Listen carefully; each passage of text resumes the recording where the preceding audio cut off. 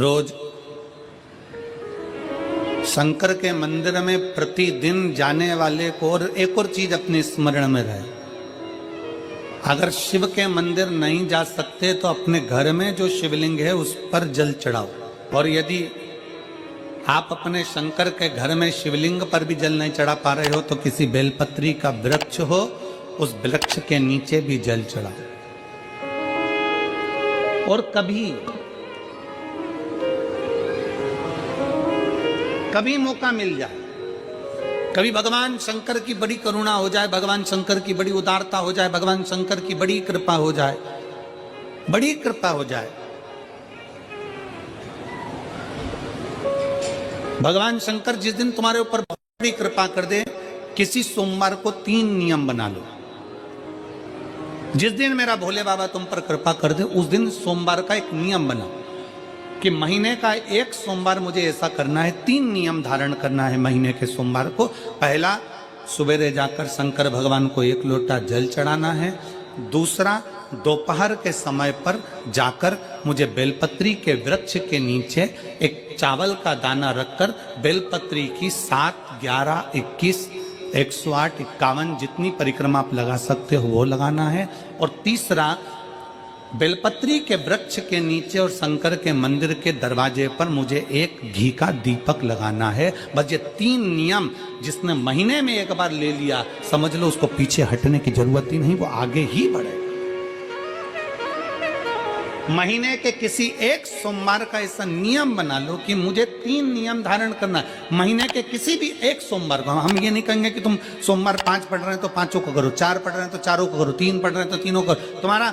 तुम तो महीने का एक सोमवार का नियम बना। और मेरी जीजियों से, मेरी बेटियों से जो विदेश में रह रही हैं, जो कहीं बाहर रह रही हैं, कहीं बड़े शहर में रह रही हैं, जो रोज मंदिर नहीं जा सकते, हर किसी महीने के एक सोमवार को भी ये नियम निर्धारण थे, तो उनसे कहेंगे कि 3 महीने में एक सोमवार का नियम बना लो। 3 महीने में नहीं बना सकते तो 6 महीने में एक सोमवार का नियम बना लो। और 6 महीने में नहीं बना सकते तो 1 साल में एक सोमवार का ऐसा नियम बना लो कि मैं साल का एक सोमवार ऐसा रहूंगी कि सुबह सोमवार के दिन मंदिर में जाकर जल चढ़ाऊंगी, दोपहर में जाकर बाबा को एक अक्षत का दाना रखकर, अक्षत का मतलब है कि बाबा मेरी दिनों दिन उन्नति करना। बेलपत्री के वृक्ष के नीचे जो अक्षत रखा जाता है वो उन्नति के लिए रखा जाता है। शंकर के शिवलिंग पर जो अक्षत रखा जाता है वो रोग मुक्ति के लिए रखा जाता है। अशोक सुंदरी पर जो अक्षत रखा जाता है वो संतान प्राप्ति के लिए रखा जाता है। षडानंद कार्तिकेय की ओर जो अक्षत रखा जाता है वह हमारे बच्चों की सुख समृद्धि के लिए रखा जाता है। विनायक की ओर,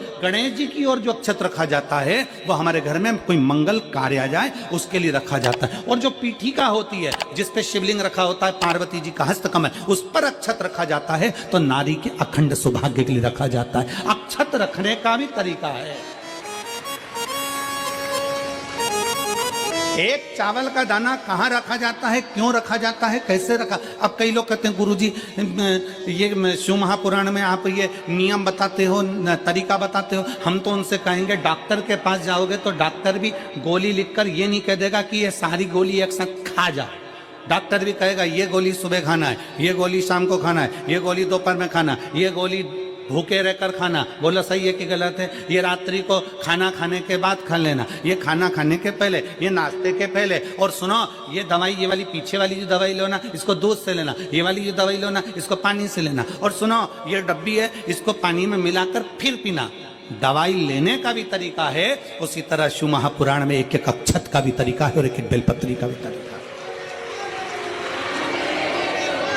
अब मान लो कई लोग कहते हैं गुरुजी आप ये तरीका बताते हो शिव पुराण के माध्यम से, कई लोगों के मन में संशय जागता है, तो अगर हम एक साथ चावल चढ़ा दे तो उसका क्या तरीका है? तो हमारा निवेदन है डॉक्टर जो दवाई ले एक ही बार में निपटा जाए, एक ही बार में खा ले। दवाई एक बार में पूरी खा गए असर नहीं करेगी, इसमें डॉक्टर का कोई दोष नहीं है। उसने तो बताया था ऐसे लेना, ऐसे लेना। और तुमने, मैं डॉक्टर साहब ने पूछा दवाई पूरी ली, शाम की दवाई भूल गई थी, सवेरे की दवाई भूल गई थी, ये दवाई भूल गई थी। डॉक्टर कहेगा हमने तो नियम बताया था, तुमने नहीं खाई तो असर कहाँ से करेगी? तुम असर कब करती है? जब हम पूजन के तरीके को जान जाएं, जब हम अर्चना के तरीके को जाएं। आप साल भर का एक सोमवार निकाल लो, 6 महीने का एक सोमवार निकाल लो, 3 महीने का एक सोमवार निकाल लो, महीने का एक सोमवार निकाल लो, अपने से दिल में बन जाए तो एक सोमवार ऐसा निकालो जिसके 3 नियम धारण हो। पहला, उसी सोमवार जिसको कर रहे हो उस दिन सुबह जल चढ़ाना।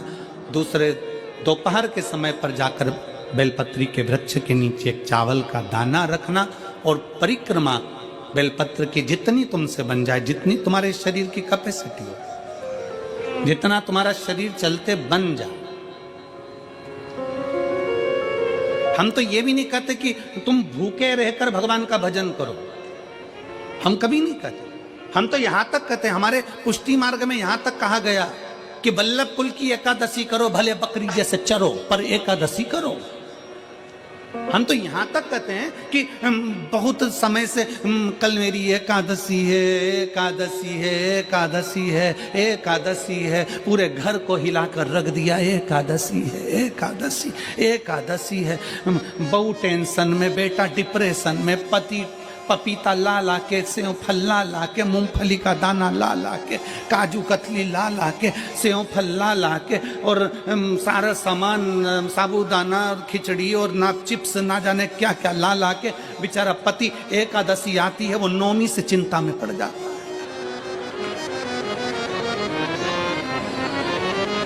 हम तो ये भी नहीं कहते कि तुम व्रत बहुत भारी करो, तुम व्रत उपास भी बहुत बहुत टेंशन वाला करो, ना ना ना।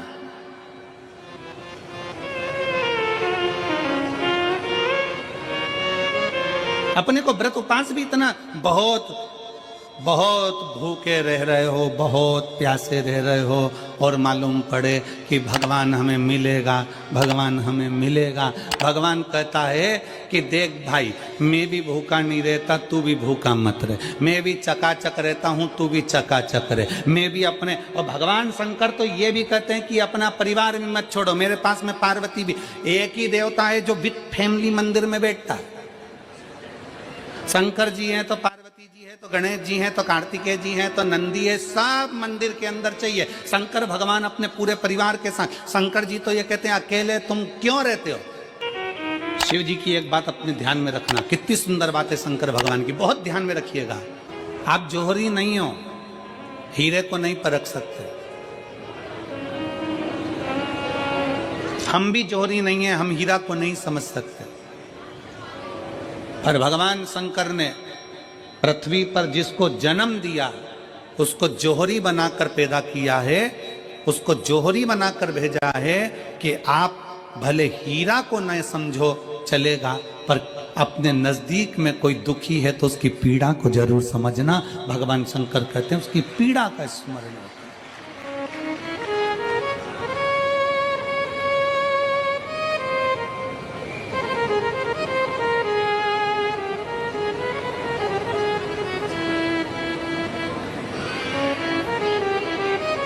हीरा को समझो ना समझो, पर पीड़ा को जरूर समझिए। किसी के दर्द को जरूर समझिए, किसी के दुख को जरूर समझिए, किसी की तकलीफों को जरूर समझिए। पशुपतिनाथ का व्रत करते हो आप, 16 सोमवार का व्रत करते हो आप, संकट सोमवार का व्रत करते हो आप, शिवरात्रि का व्रत करते हो, सोमवार की अष्टमी का व्रत करते हो। उन व्रतों में सारे व्रत करो, मना नहीं है, पर उस व्रत में अपना पूर्ण समर्पण परमात्मा के प्रति रखो।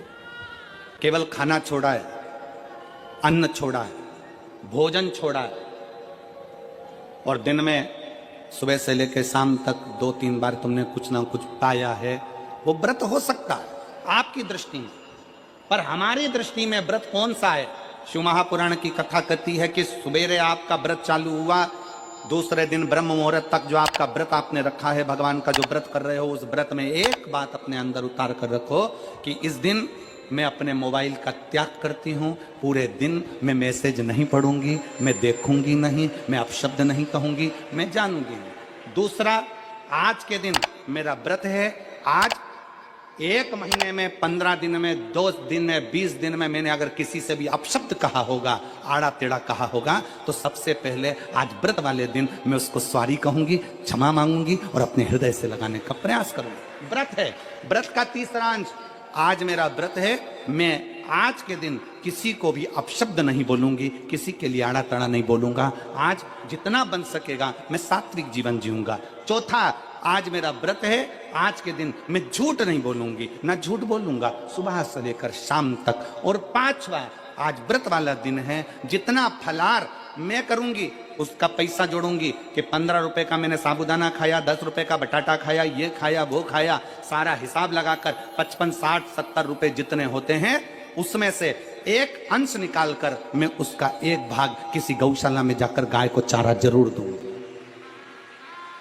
आपका व्रत, आपकी साधना, आपका तप, आपका बल, आप कैसा कर रहे हैं?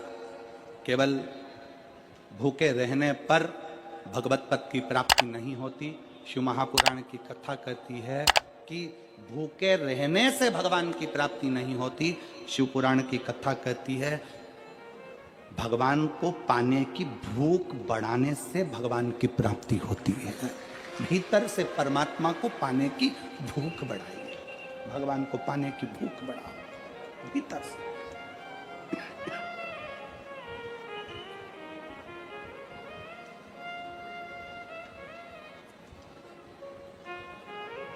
व्रत करो मना नहीं, तप करो मना नहीं, साधना करो मना नहीं, पर उस तप साधना में व्रत में परमात्मा को पाने की ललकता हो आपके भीतर, भगवान को पाने की ललकता हो आपके भीतर, भगवत पद को पाने की ललकता हो आपके भीतर, तो भगवान।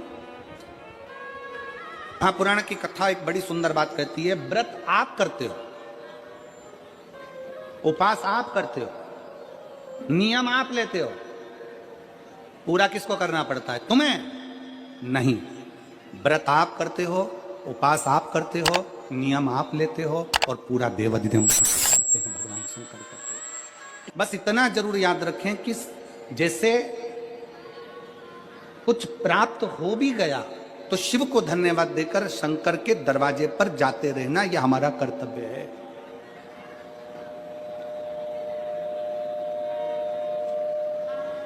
एक बहन जी ने पत्र लिखा था कल, उस पत्र में बहन जी ने लिखा कि शिव महापुराण तप का मतलब क्या होता? चलिए उपास का मतलब बताओ। खाना छोड़ देना व्रत नहीं है, दूसरे का धन छुड़ाकर खाना छोड़ देना व्रत है। शिक्षा दे देना, किसी को चिकित्सा की जरूरत है उसकी चिकित्सा में थोड़ा सा धन लगा देना, कोई रोते हुए की आंख के आंसुओं को पोंछ देना, किसी के दुख में खड़े होकर उसको खुशियां प्रदान कर देना, ये दुनिया का सबसे बड़ा व्रत है, सबसे बड़ी साधना, सबसे बड़ा तप। मन साफ है तो सारी गलतियां माफ है, और अगर मन ही साफ नहीं है तो गलती कौन माफ करेगा भाई? हम भी तो अपनी जिंदगी में एक नियम बना सकते हैं कि मैं श्री शिवाय नमस्तुभ्यम का जाप करूंगी, मेरी कॉलोनी में कोई शंकर जी का मंदिर है, हम 5-10 महिलाएं प्रत्येक सोमवार को 10 मिनट बैठेंगी, शाम के समय प्रदोष काल में 6 बजे 6:30 बजे बैठेंगे, 6:45 बजे 15 मिनट बाद उठ जाएंगे, श्री शिवाय नमस्तुभ्यम का जाप करेंगे, शंकर जी को भोग लगाएंगे। अगर एक हफ्ते में 5 सोमवार पड़ते हैं तो 5 महिलाएं अपना नियम बना ले कि आज का प्रसाद थोड़ा सा, कुछ भी शक्कर, खड़ी शक्कर, कुछ भी मैं लेके आऊंगी, माँ भोग लगाएंगे, अपन 5 मिलकर श्री शिवाय नमस्तुभ्यम जपेंगे, प्रसाद बांट देंगे, अपने घर चले जाएंगे। ज्यादा ढोंग प्रपंच नहीं, दिखावा नहीं, कोई एक नियम। हमारे नजदीक में शंकर जी का मंदिर है, हफ्ते में एक बार नियम बनाएंगे, उस मंदिर में सफाई करेंगे, हफ्ते में एक बार नियम बनाएंगे, अपने नजदीक के शंकर के मंदिर को साफ करेंगे, क्लीन करेंगे। एक नियम अपने अंदर बनाओ शिव के प्रति।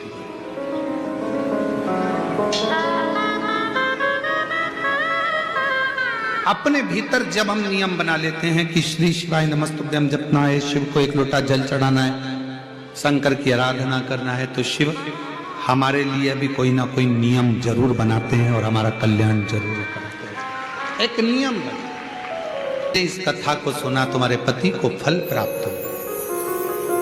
कलिकाल में संसार में जो शिव महापुराण की कथा को सुनता है, श्रवण करता है, करवाता है, बाँचता है, सुनता है, वो जितने जीव इस कथा को श्रवण करने आते हैं, केवल उनका ही नहीं, उनकी 71 पीढ़ी का कल्याण शिव पुराण की कथा कर। लंबी बाती का प्रमाण अलग होता है। लंबी बाती क्यों लगाई जाती है? भगवान के मंदिर में, दीप में, देवियों की पूजन में, लक्ष्मी की वृद्धि के लिए। कौन से देवता के यहाँ लंबी बत्ती लगती है और कौन से देवता के यहाँ गोल बत्ती लगती है, उसका भी प्रमाण बनना। किसी देवी की पूजन करो तो लंबी बत्ती आती है, कुल देवता की पूजन करो तो लंबी बत्ती आती है, किसी मंदिर में किसी देवता को लगाने जाओ तो गोल बत्ती लगती है, उसका भी प्रमाण है। लंबी बत्ती जहां लगाई है, अगर लक्ष्मी के सामने लगाई है तो लक्ष्मी की लंबाई बढ़ती है, लक्ष्मी की वृद्धि बढ़ती है। अगर कुल देवता के नाम की लगाई है तो वंश की वृद्धि होती है। इसलिए हमारे यहाँ अमावस्या पूनम को जो पाटे माटे भराते हैं उसमें गोल बत्ती नहीं लंबी लगाई जाती है, जिससे हमारा वंश बढ़े। नवरात्रि में देवी जी की जो बाती लगाई जाती है वो लंबी लगाई जाती है, गोल नहीं। क्यों? क्योंकि जिससे माँ हम पर कृपा बना कर रखे, हमारा वंश खूब बढ़े, हमारे यहाँ लक्ष्मी की वृद्धि हो। स्थिर बाती, गोल बाती लगाई जाती है ब्रह्मा के मंदिर में, इंद्र के मंदिर में, देवता के मंदिर में। तुलसी के सम्मुख में लंबी बाती नहीं लगती, तुलसी के सम्मुख में गोल बाती लगाई जाती है महाराज, जिससे स्थिरता का भाव केंद्रित हो। स्थिरता